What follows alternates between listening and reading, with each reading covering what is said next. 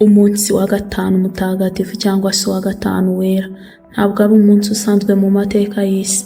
Ni umunsi w'ihinduramatwara ukubiyemo igisobanuro cy'ubuzima ku mukristo wese. Ni wo munsi urufatiro rw'ibyahanuwe n'ibyanditswe byasohoreye, bw'amateka y'umuntu yahinduwe mu maraso y'umwana w'Imana.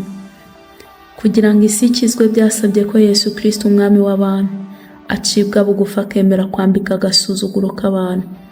Muri uwo mwijima w'ububabare bukomeye aho yashinyagurirwaga, agatukwa ndetse agasogongera ku gikombe cya sponge isharira cyane, aho niho hihishe urukundo ruhebuje, kwemera gupfa ku musaraba kugira ngo twebwe tubeho.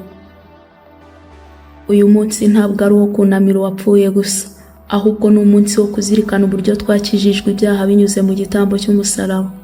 Ni umunsi kandi uduhamagarira gusobanukirwa ku rupfu rwa Yesu Kristo rutari iherezo, ahubwo ari intangiriro y'ubuzima bushya mu kwizera. Umunsi wa gatanu mutagatifu ufitanye isano ya hafi na Pasika y'Abayahudi.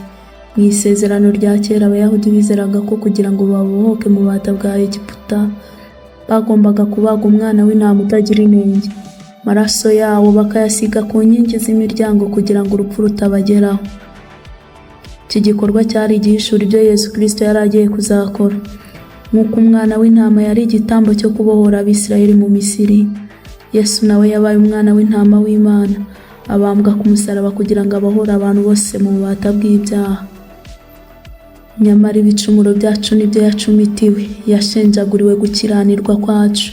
Igihano kiduhesha amahoro cyari kuri we, kandi imibyimba ye niyo adukirisha.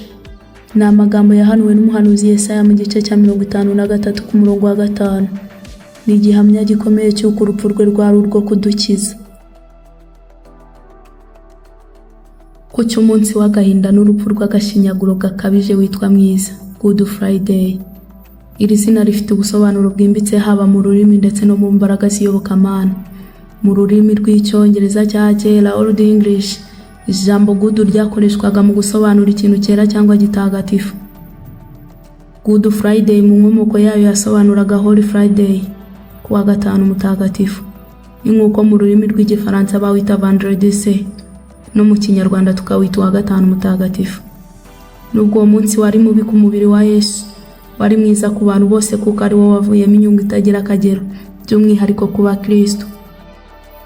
Ariko Imana yerekanye urukundo rwayo dukunda ubwo Kristo yadupfiraga tukiri abanyabyaha. Ni amagambo aboneka mu rwandiko Pawulo yandikiye Abaroma ibice 5 ku murongo wa 8. Witwa mwiza kuko ari wo munsi urukundo rwatsinze urwango, maze igihano twari dukwiye guhabwa kubera ibyaha byacu gikurwaho na Kristo. Ni mwiza kuko urupfu rwa Yesu rwatubereye irembo rigana mu buzima bw'iteka. Bishatse kuvuga ko ubugome bw'isi, gushinyagurirwa n'urupfu bitakiri iherezo ry'amateka yacu, ahubwo byabaye inzira itugeza ku ntsinzi.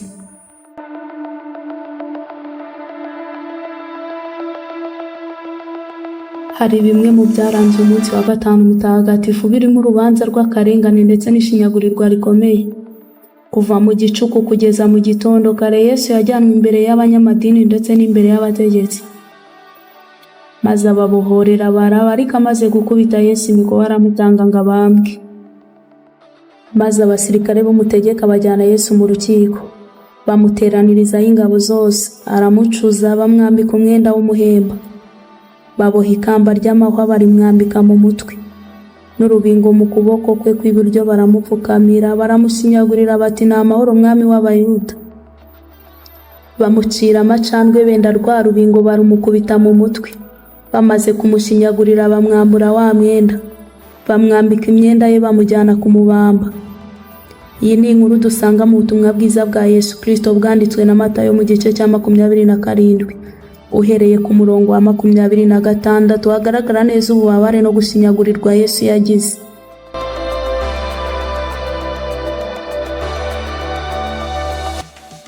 Ikindi cyabaye kuri uyu munsi, Yesu yikoreye igiti cy'umusaraba kivana mu kigo cya Pilato kigeze i Golgotha. Simoni w'Umunyakureni yaje kumufasha kuwikorera. Ibi bikaba ikimenyetso cy'uko natwe abakristo dufite umugabane wo kwikorera umusaraba wacu tugakurikira Kristo. Bibiliya itubwira ko kuva ku isaha ya 6 kugeza ku isaha ya 9 umwijima watwikira isi yose.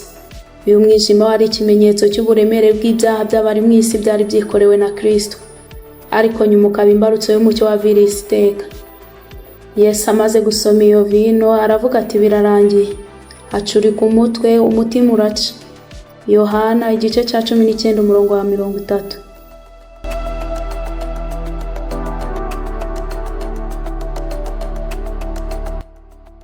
Byose birarangiye. Iri ni ijambo ry'ikigiriki ryavuzwe na Yesu Kristo mu gihe cya Yesu ryakoreshwaga mu nzego 3 z'ubuzima bw'abantu, kandi zose zifite igisobanuro ku Mukristo. Mu bucuruzi, ideni ryishyuwe.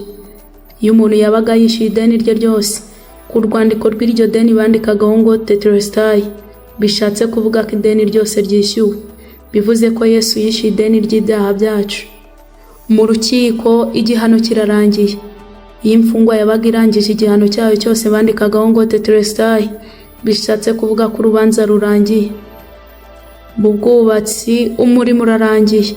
Iyo umubaji cyangwa umwubatsi yabaga arangije neza igishushanyo mbonera cy'inzu ye, yagiraga ati tetelestai, bishatse kuvuga ko umurimo wuzuye neza. Kuba Yesu yaravuze ko byose birangiye bisobanuye ko nta kindi kiguzi dushobora kwitangira ubwacu. Agakiza kacu ntigashingiye ku mirimo myiza dukora, ahubwo gashingiye ku murimo wuzuye Yesu yarangirije i Gologota. Nk'uko mu rwandiko Pawulo yandikiye Abakolosayi mu gice cya 2 ku murongo wa 14 havuga, Yesu yahanaguye urwandiko rw'amategeko rwaturegaga, arubamba ku musaraba. Matayo 27 ku murongo wa 51. Umwenda ukingiriza ahera cyane h'urusengero utabukamo 2, utangirira hejuru ugera hasi, isi iratigita, ibitare birameneka.